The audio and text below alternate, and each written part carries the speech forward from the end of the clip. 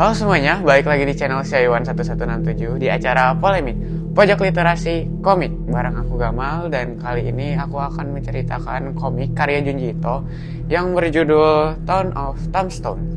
Dan kali ini chapter yang akan kuceritakan yaitu Slug Girl atau Gadis Siput. Nah, kalau kalian penasaran sama ceritanya, tonton videonya sampai selesai.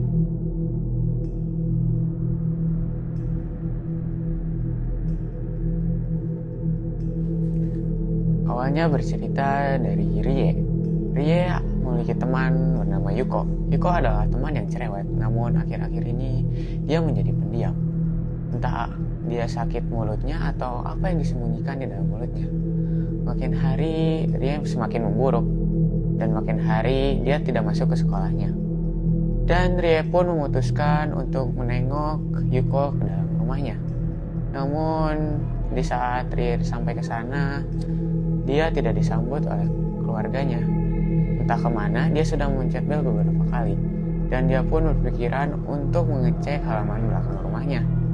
Dan di saat dicek, ada kedua orang tuanya yang sedang membasmi banyak siput di belakang rumahnya. Siput tersebut tidak ada habisnya, dan ibunya pun menyapa Rie dengan baik.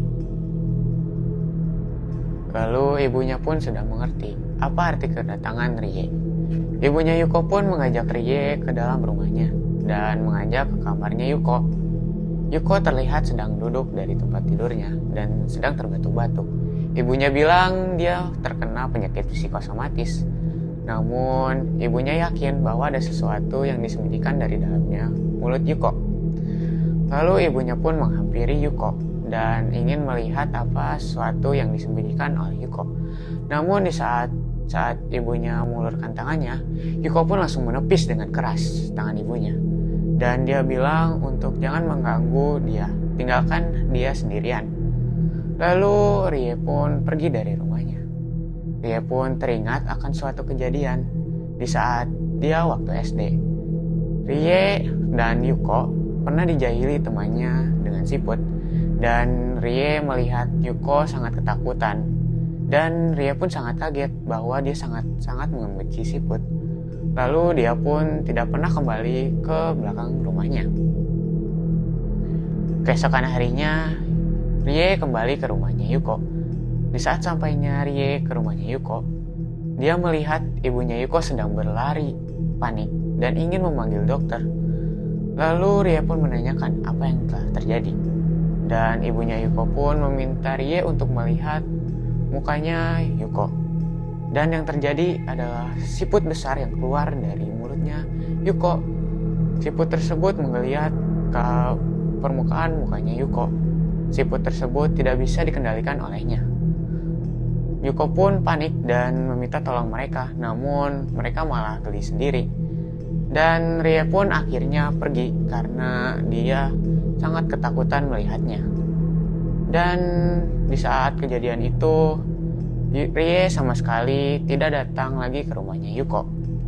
Dia pun hanya mendengar informasi keadaan Yuko dari kedua orang tuanya. Sekarang mereka sudah mencoba berbagai upaya. Mereka sudah mencoba mengunting siput itu agar itu menghilang. Namun siput tersebut tumbuh lagi dan tumbuh lagi. Mereka pun telah mencoba beberapa cara, seperti menyumpalkan garam ke dalam mulutnya Yuko. Namun itu tidak terjadi apa-apa, malah memperburuk keadaan Yuko. Semakin hari semakin buruk keadaan Yuko.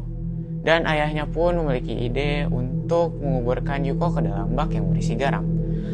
Ayahnya pun menuangkan beberapa karung garam ke dalam bak tersebut, lalu menguburkan Yuko ke dalam bak tersebut. Lalu mereka pun menunggu beberapa saat. Setelah menunggu beberapa saat, Yuko tak kunjung keluar. Mereka pun panik dan lanjut mencari di dalam bak garam tersebut. Dan dia menemukan sebuah piyama yang harusnya dipakai oleh Yuko. Namun itu anehnya bisa terlepas dari tubuhnya Yuko. Mereka pun panik dan lanjut mencari sisa tubuhnya. Dan mereka pun menemukan kepala Yuko, yang ternyata tubuhnya menjadi menyusut di bagian leher kepalanya Yuko. Dan mereka pun berpikiran untuk mengalirkan air ke kepalanya Yuko, berharap itu bisa menjadi seperti semula. Singkat cerita, itu tidak bisa membuatnya menjadi seperti semula. Dan akhirnya siput tersebut ada di belakang rumahnya Yuko. Dan siput tersebut memiliki cangkang yang berupa kepalanya Yuko dan lendir yang khas seperti siput. Dan di saat ada seseorang yang mendekati siput tersebut, dia akan ditatapi oleh mata yang sedih. Dan chapter pun selesai di sana. Nah, menurut aku cerita ini sangatlah unik dan sangat menakutkan. Karena seseorang yang memiliki trauma dihukum dengan traumanya sendiri. Nah, itu sih pendapat aku. Karena di buku ini tidak dijelaskan bagaimana itu bisa terjadi. Kalau kalian punya pendapat lain, kalian bisa tulis di kolom komentar di bawah. Nah, segitu aja cerita dari aku. Bareng aku Gamal, sampai jumpa di acara Polemik Pojok Literasi Komik.